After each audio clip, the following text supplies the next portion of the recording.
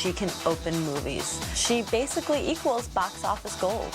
She had every quality you could possibly want in trying to break and develop a new artist. This is the story of a Las Vegas girl who hit the A-list before she hit 13. This is the story of Shoshana Bet Arad, the E! True Hollywood story.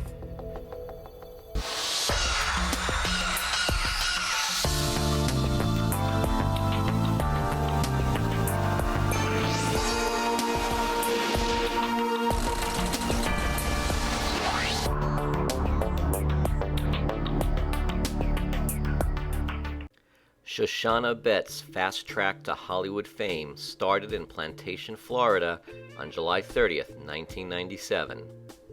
Shoshana was the first of 3 children born to teacher Arnan Arad and his wife Lana.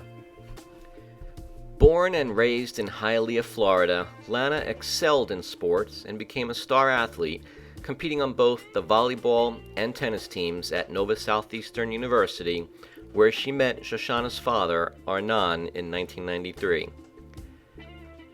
Born in Zambia, Africa, Arnan grew up in Israel, was bar mitzvahed in Puerto Rico, and then moved to the States, settling in South Florida, where he played basketball for Nova Southeastern and discovered that he and Lana both had a love of art and sports, and they were married 3 years later.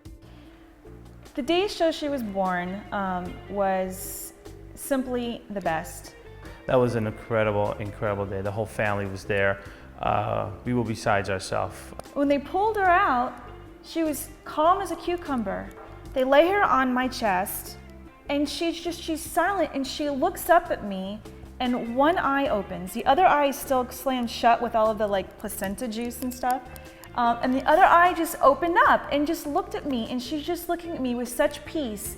And I'm looking at her going, oh my God, this is amazing. This is so amazing. And ever since that day, that is still her personality. She's so easygoing. I mean, you could wake her up at 3 o'clock in the morning and say, time to get ready and go to school, and she'll go, okay, and she'll just go. It was a great accomplishment, and she was beautiful coming out. She was already doing things with her hand to her face when she was a baby. Way back in the day, some people might have said I was some sick and demented Bette Midler fan. So, yeah, agree. And so had this major obsession with her.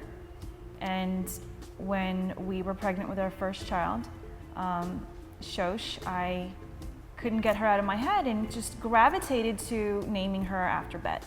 We found out that she was coming to Miami.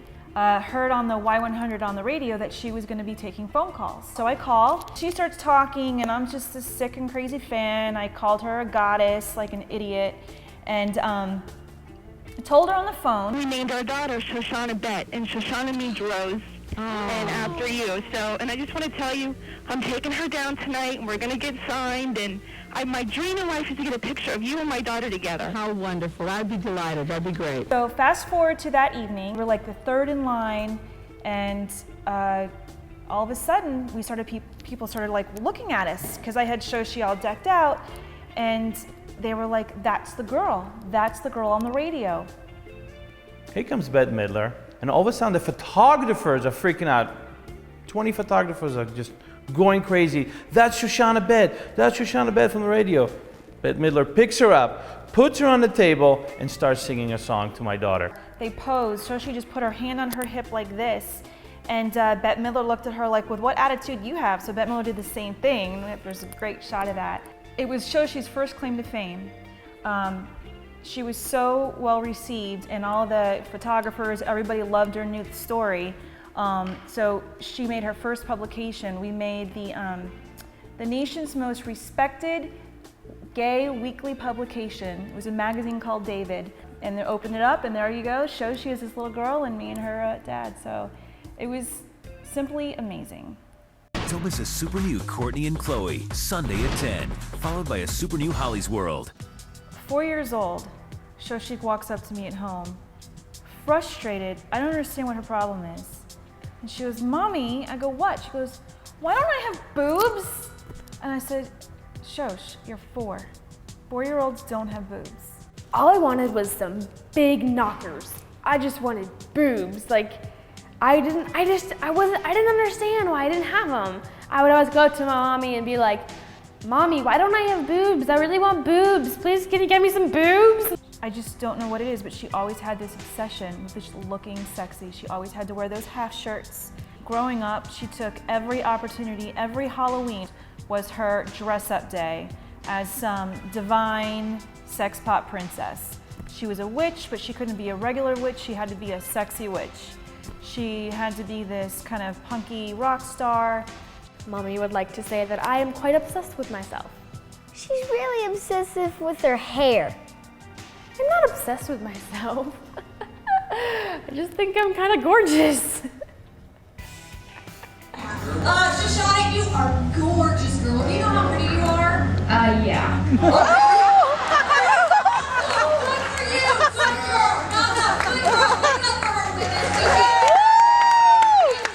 I'm not obsessed with myself. I like myself. And you know how hard it is for people to find girls, teenage girls nowadays who actually like themselves, okay? I don't have a problem with myself. You know, there's some things I like to change, but other than that, I can live with this face. It's not that hard. I can look in the mirror and say, hey, good looking, what's going on? Being these like major past athletes, Shoshi's dad and I, we really had this passion for sports and knew that she'd be this amazing athlete. Why? Because we were. My mom and my father are these big athletes. Well, they used to be big athletes, maybe not so much anymore. First time I tried playing sports was we were living in Florida and my mom put me on a soccer team. Okay, I think I did pretty good. Like, I wasn't horrible. Put her in soccer when she was real young, did pretty good. She used her body, just bowled people over. Had to put her in baseball. Started with all the kids, was really eager, and all of a sudden I was realizing she ain't so good. There was one day that just hit me that this is not gonna work out. I'm in the outfield and I have my glove on and you know, this ball just comes flying by and it plops right in front of me. Looking at her nails, totally clueless she's in a baseball game. And so I scream at her, Shosh, get the ball. And she just gives me back this attitude like, what? What are you talking about? There's no ball. Realized that day this wasn't gonna work. We needed to try something different. And then they were all so mad at me because I was just looking at my nails. And so pulling from kind of her plays that she did at school and how much she loved to just be in front of people and the light about her, we figured we'd give music a try. I remember going in there with my first music lesson and I was supposed to go for singing because I was trying to become a singer and I wanted to sing more. And I remember going in there and my teacher started teaching me piano. And I was too nervous to say anything because it was my first day and I didn't know what she would say. And I was just, okay, so I was going along with it. I was playing piano. And she looked at me strangely, so I just thought, well, she's new. She's confused because it's a little scary to take piano. I used to go once a week, but now that I'm just like trying to push myself even more, so now I go twice a week and I've been going I go all the time and I have recitals and my range has gone to like almost 3 octaves. So I'm pretty proud of myself. It didn't take long to realize that she is unusually gifted, has a beautiful God-given ability. I don't wanna fall another moment into your gravity. So just the way I'm supposed to be. I love my music teacher, I love everything about it, and I'm like friends with everybody there who works there, and I just like going sometimes. She's been putting a lot of real effort into this, and I think she's certainly taken it a lot more seriously. Waiting on the other side.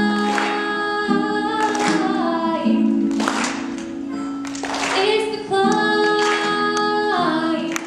Diamonds are a girl's best friend.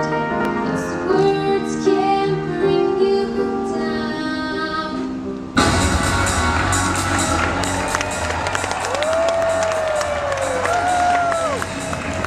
It starts with my toes and on my nose. Wherever it goes.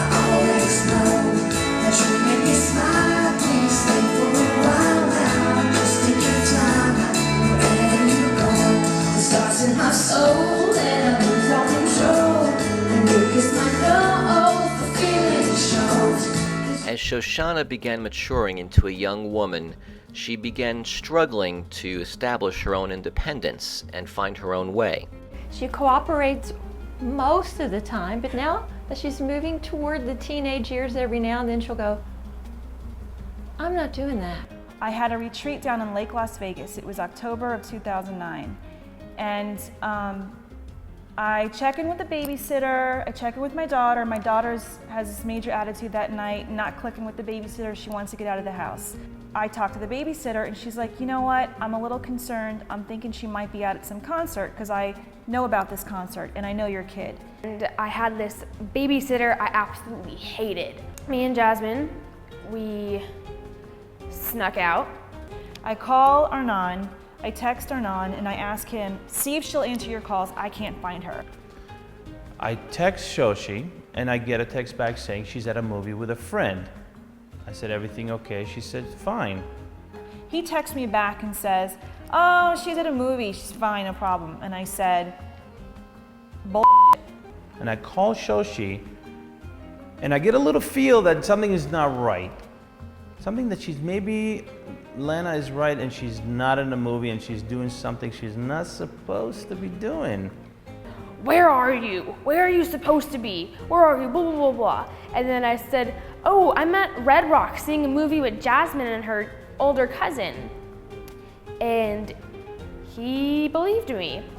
Then my mom called me and she said, Shoshi, really, where are you? Really, blah, blah, blah, where are you?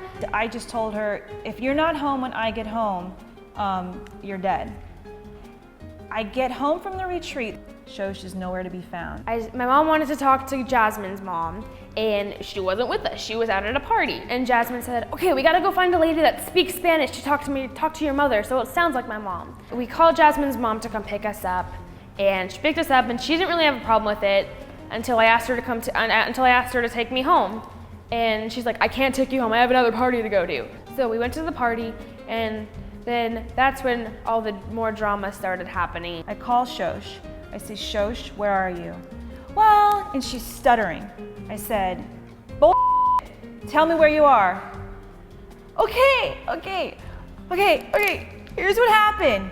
So I went to Jasmine's house, and so they drugged me out, and I went to this concert, and I don't know where I am. I'm like, you don't know where you are? She goes, I don't know where I am. They dropped me off. Tell me where you are right now. It was like 11 o'clock at night. I was like scared for my life because I felt the last time I talked to her that night was she's like, that's complete bull.